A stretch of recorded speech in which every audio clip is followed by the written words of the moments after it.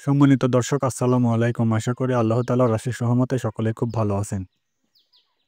আজকের এই ভিডিওতে আমি আপনাদেরকে জানানোর চেষ্টা করব যে একজন ছাগল খামারির মধ্যে যে সকল গুণগুলো থাকা খুবই প্রয়োজন। অর্থাৎ যে সকল গুণগুলো আপনার মধ্যে থাকলে আপনি নিঃসন্দেহে একজন সফল ছাগল খামারি হতে পারবেন। তো ভিডিও শুরুতে আমি আপনাদেরকে একটা বিষয় জানিয়ে রাখতে চাই যে লক্ষ লক্ষ টাকা ইনভেস্ট করলে সবসময় কি যে সবকিছু পাওয়া যায় এই বিষয়টা কিন্তু এমন নয়। আপনার হয়তো লক্ষ লক্ষ টাকা নাও থাকতে পারে, কিন্তু আপনার মধ্যে যদি এ সকল গুণগুলো থাকে তাহলে আপনি অনায়াসে অল্প টাকা দিয়েও ছাগল খামার করে লাভবান হতে পারবেন। প্রথমে একজন ছাগল খামারি যে সর্বপ্রথম গুণটা থাকা প্রয়োজন সেটা হলো তাকে পশুপ্রেমিক হতে হবে। অর্থাৎ সব ধরনের পশু পাখির প্রতি ভালোবাসা ও সহানুভূতি তার থাকতে হবে। আর যদি আপনার এ সকল প্রাণীর প্রতি ভালোবাসা না থাকে, সহানুভূতি না থাকে, তাহলে কিন্তু আপনি কখনো এখান থেকে লাভ করতে পারবেন না, কিংবা দীর্ঘস্থায়ীভাবে টিকে থাকতে পারবেন না। এরপর আপনার মধ্যে যে গুণটি থাকা প্রয়োজন সেটা হলো আপনাকে খুবই পরিশ্রমী হতে হবে। কারণ হলো ছাগল গরুর খামারে প্রচুর পরিশ্রমের প্রয়োজন পড়ে। আর আপনি যদি পরিশ্রমী হতে না পারেন তাহলে কিন্তু এখানে আপনি ঠিকমতো টিকে থাকতে পারবেন না। এরপর আপনার মধ্যে যে গুণটি থাকা প্রয়োজন সেটা হলো আপনাকে প্রচুর ধৈর্যশীল হতে হবে। এর কারণ হলো ছাগল খামার থেকে লাভবান হতে অনেক সময় লাগে। এটা এমন কোনো ব্যবসা নয় যে আপনি এখান থেকে 6 মাসের মধ্যে রিটার্ন পাওয়া শুরু করে দেবেন। আপনাকে ছাগল খামার করে লাভবান হতে হলে বেশ অনেক দিনই সময় দিতে হবে। আপনি যদি ছাগল খামার করে লাভবান হতে চান তাহলে কিন্তু আপনাকে এখানে 2-1 বছর সময় দিতে হবে। আর আমি এর আগেও অনেক ভিডিওতে বলেছি যে ছাগল খামার থেকে 2 বছর আগে ছাগল বিক্রি করলে কিন্তু আপনারা ছাগল খামারে টিকে থাকতে পারবেন না। এর কারণ হলো 2 বছরের মধ্যে যদি আপনি সমস্ত বাচ্চাগুলোকে বিক্রি করে দেন তাহলে আপনার খামারটা এগিয়ে যাবে কিভাবে?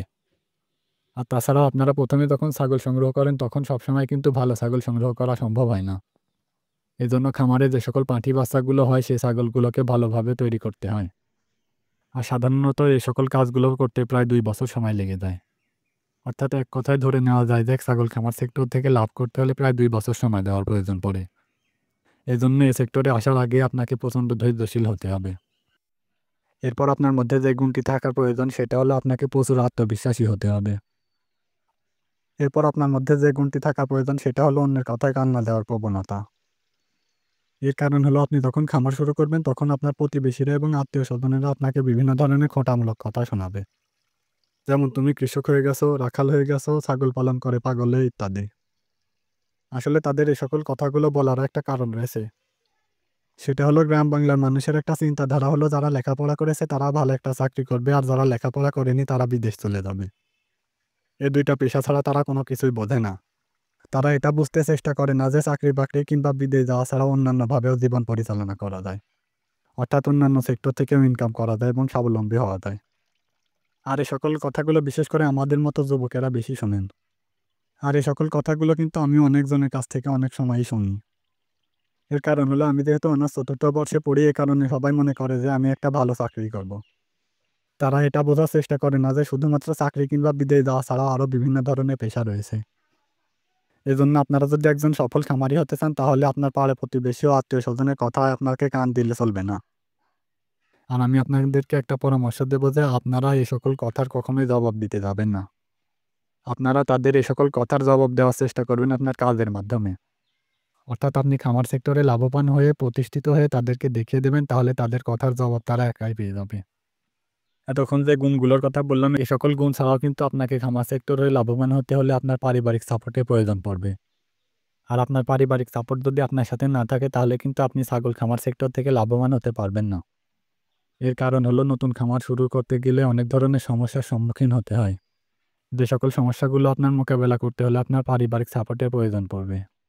আর খামার সেক্টরে যদি কোনো বিপদ হয় আর আপনার পারিবারিক সাপোর্ট না পান তাহলে কিন্তু আপনার মনোবল দুর্বল হয়ে যেতে পারে। যার ফলে আপনি খামার সেক্টর থেকে ঝরে যেতে পারেন।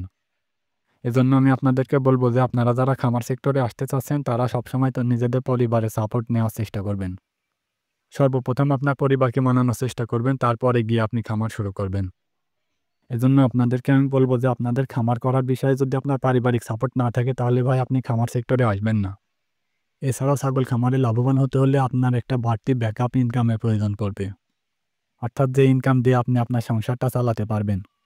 তবে আমার মতো যারা অবিবাহিত রয়েছেন তারা হয়তো ভাবতে পারেন যে আপনার আবার সংসারের চিন্তা কিসের? কিন্তু আমি আপনাদেরকে বলব যে আপনাদের যদি সংসারের চিন্তা না থাকে তাহলে আপনারা নিজেদের হাত খরচ জোগানোর জন্য বিভিন্ন ধরনের কাজ করতে পারেন।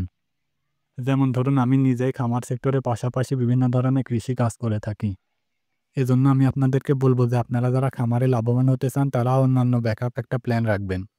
যেখান থেকে আপনারা বাড়তি কিছু টাকা ইনকাম করে আপনাদের সংসার চালাতে পারবেন কিংবা হাত খরচ করতে পারবেন। আর এ সকল বাড়তি ইনকামের সোর্স হিসাবে আপনারা বিভিন্ন ধরনের কাজ করতে পারেন। সেটা হতে পারে কৃষিকাজ কিংবা অন্যান্য যেকোনো কাজ। আর শেষে আমি আপনাদেরকে একটা কথাই বলব সেটা হলো আপনারা যদি কৃষিকাজকে ভালোবাসেন এবং পশু-পাখিকে ভালোবাসেন তাহলে আপনারা খামার সেক্টরে আসতে পারেন। তাছাড়াও আপনারা যারা পরিবারের সঙ্গে থাকতে পছন্দ করেন এবং নিজের স্বাধীনতা বজায় রাখতে চান তাদের জন্য কৃষিকাজ। তবে আপনাদের মধ্যে যদি মাসে লক্ষ, লক্ষ টাকা ইনকাম করার স্বপ্ন থাকে কিংবা আপনারা অধিক বড়লোক হতে চান তাহলে কিন্তু খামার সেক্টর আপনার জন্য নয়। খামার সেক্টর থেকে লক্ষ, লক্ষ টাকা ইনকাম করা যায় ঠিকই কিন্তু সেটা শুধুমাত্র সিজনালি। তবে খামার সেক্টরে সবচাইতে যে ভালো গুণটা রয়েছে সেটা হলো নিজের স্বাধীনতা। খামার সেক্টরে কারোর কথা মতো চলা প্রয়োজন পড়ে না কিংবা অন্যের গোলামি খাটার প্রয়োজন পড়ে না। এছাড়াও যদি আপনারা কৃষিকাজ করতে পারেন তাহলে দেখবেন যে আপনারা আপনার পরিবারের সঙ্গে সবসময় সময় কাটাতে পারবেন। যেটা কিনা আপনারা চাকরি কিংবা প্রবাস জীবনে কখনোই পারবেন না। তবে আপনাদেরকে একটা বিষয় আমি বলে রাখতে চাই যে আপনারা যদি কৃষিকাজ করেন তাহলে দেখবেন যে আপনার পরিবারের সঙ্গে একটা ভালো বন্ডিং তৈরি হবে। আর তাছাড়াও কৃষিকাজের ফলে আল্লাহ তাআলার প্রতি বিশ্বাস বাড়ে। এর কারণ হলো মহান আল্লাহ তাআলা যে আমাদের সর্বক্ষেত্রে সাহায্য করেন এটা কিন্তু কৃষিকাজ থেকে বোঝা যায়। এজন্য আমি আপনাদেরকে বলব যদি আপনারা নিজের পরিবার নিয়ে অল্প টাকায় সন্তুষ্ট থাকতে পারেন এবং আপনার স্বাধীনতাকে ভোগ করতে চান তাহলে আপনি কৃষিকাজ কিংবা খামার সেক্টরকে বেছে নিতে পারেন। আর যদি আপনার কাছে আপনার স্বাধীনতা কিংবা পরিবারের চাইতে টাকা বেশি বড় হয়ে থাকে তাহলে আপনি ভাই প্রবাস জীবনই কাটান। আর ভিডিওতে এতক্ষণ যে গুণগুলোর কথা বললাম এই গুণগুলো যদি আপনার মধ্যে থাকে এবং আপনি যদি খামার সেক্টরে এসে লাভবান হতে চান তাহলে অনায়াসে চলে আসতে পারেন। আপনারা যারা খামার করতে চাচ্ছেন তাদের জন্য রইল আমার পক্ষ থেকে শুভকামনা। আর ভিডিও শেষ পর্যায়ে আমি আপনাদেরকে আরও একটা পরামর্শ দেব সেটা হলো আপনারা শুধুমাত্র ছাগল নিয়ে খামার শুরু করবেন না। আপনারা ছাগলের পাশাপাশি বিভিন্ন ধরনের পশু পাখি নিয়ে একটা ছোট পরিসরে সমন্বিত খামার করার চেষ্টা করবেন। তাহলে দেখবেন যে আপনি বিভিন্ন পশু পাখি থেকে বিভিন্নভাবে লাভবান হচ্ছেন। আর আরও একটা কথা হলো আপনারা যারা আমার সঙ্গে যোগাযোগ করতে চান তাদের জন্য আমি আমার চ্যানেলের ডেসক্রিপশন বক্সে আমার হোয়াটসঅ্যাপ নাম্বার দিয়ে রেখেছি। আপনাদের কারো যদি আমার সঙ্গে যোগাযোগ করার ইচ্ছা থাকে তাহলে হোয়াটসঅ্যাপে নক দিবেন। তো যাই হোক আপনাদের সকলের সুস্বাস্থ্য কামনা করে ভিডিওটিকে এখানে শেষ করে দিলাম। সকলে খুব ভালো থাকবেন, সুস্থ থাকবেন। আসসালামু আলাইকুম।